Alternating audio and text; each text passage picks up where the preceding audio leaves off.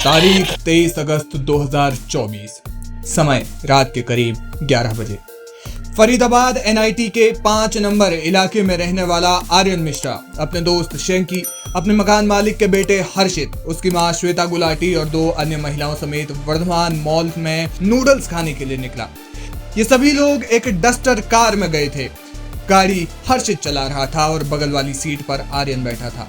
Mall में इन लोगों ने नूडल्स खाया, थोड़ा घूमे फिरे और इसके बाद सभी लोग वापस आ रहे थे। इसी दिन कुछ गोरक्षकों को भी सूचना मिली थी कि फॉर्च्यूनर और डस्टर गाड़ी में गो तस्कर घूम रहे हैं। अब तक किसी को नहीं पता था कि आगे क्या होने वाला है।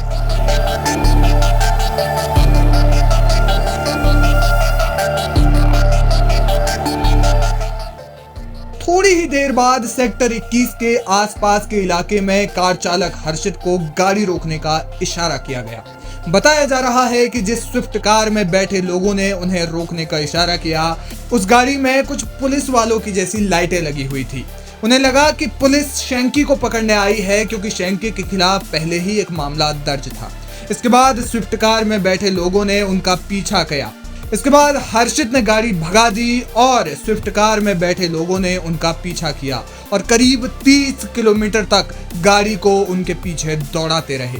इसके बाद गोरक्षकों ने उनके ऊपर अचानक फायर झोंक दिया और एक गोली सीधे आर्यन मिश्रा के सिर में जा लगी। इसके बाद कार रुकी और एक और गोली आर्यन को लग गई। तब जाकर गोरक्षकों को लगा कि उन्होंने गलत लोगों का पीछा किया और वहां से फरार हो गए। यानी कि सिर्फ एक शक के चक्कर में एक मासूम लड़के की जान चली गई।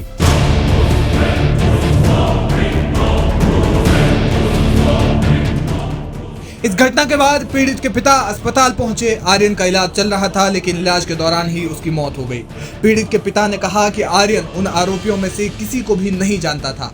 उन्होंने बड़ी पीड़ा के साथ कहा कि इन लोगों को किसने अधिकार दिया कि गोरक्षा के नाम पर किसी पर गोली चला दें। हमें 3:30 बजे बोला पलवल चलिए। हर्षित पापा ने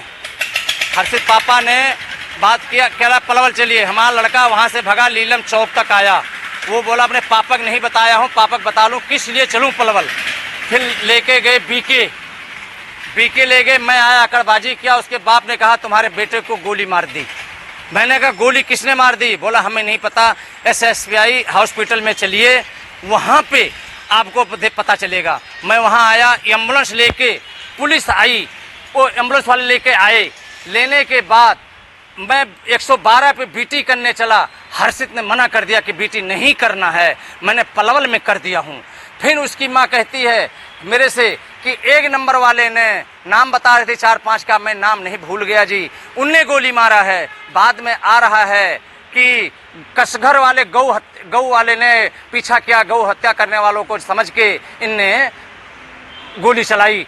लेकिन अनिल कौशिक मेरे को मिले। अनिल कौशिक से पूछा भैया गोली एक लगी, सिर पे लगी, तो दूसरी गोली यहाँ कैसे लगी? इसका मेरे कोई जवाब नहीं मिल रहा है। अनिल कौशिक बयान दे रहा है अब बाहर से गोली चली, अनिल कौशिक ने लगी या किसी को और लगी, वो बयान कर रहे हैं कि मेरी गोली। हालांकि पुलिस ने जब मीडिया को इस घटना की जानकारी दी तो इस दौरान गोरक्षक वाले बिंदु का जिक्र नहीं किया। पुलिस का कहना है कि अभी प्राथमिकी जांच के आधार पर आरोपी किसी संगठन से संबंध रखने वाले नजर नहीं आए हैं। मामले में आगे की जांच के बाद ही आगे कुछ बताया जा सकता है। तो अभी तक इनिशियली जो चीज सामने आई है, जो पूछताछ के अंदर ये जो गलतफहमी के अंदर गोली जो है वो चलने की जो बात है वो सामने आई है। जो आरोपी हैं उनको लगा कि किसी तरीके कोई आपराधिक व्यक्ति है जो किसी आपराधिक वारदात को अंजाम करने के लिए आए हैं। उन्होंने इसी उसके अंदर उसे प्रोटेक्ट करने के लिए किया।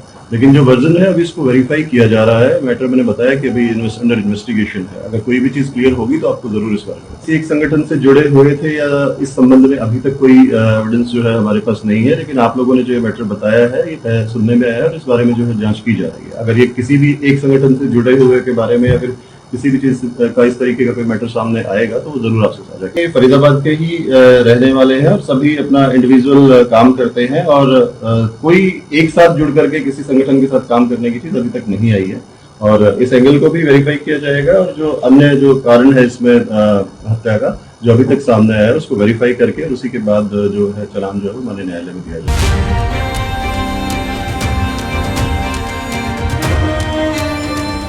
घटना की गंभीरता को देखते हुए इस पूरे मामले की जांच क्राइम ब्रांच देख रही है। इलाके में सीसीटीवी फुटेज खंगाले गए हैं और घटना की अन्य कड़ियों को जोड़ते हुए पुलिस ने घर से आरोपियों को गिरफ्तार किया। इस पूरी वारदात का खुलासा पुलिस ने 3 सितंबर को किया। फिलहाल कोर्ट में पेश करने के बाद आरोपियों को 2 दिन की न्यायिक हिरासत पर भेज दिया गया है। इन आरोपियों के नाम अनिल कौशिक, वरुण, कृष्णा, आदेश और सौरभ है। लेकिन जिस प्रकार से महज एक शक के आधार पर एक मासूम की हत्या की गई वो वाकई निंदनीय है।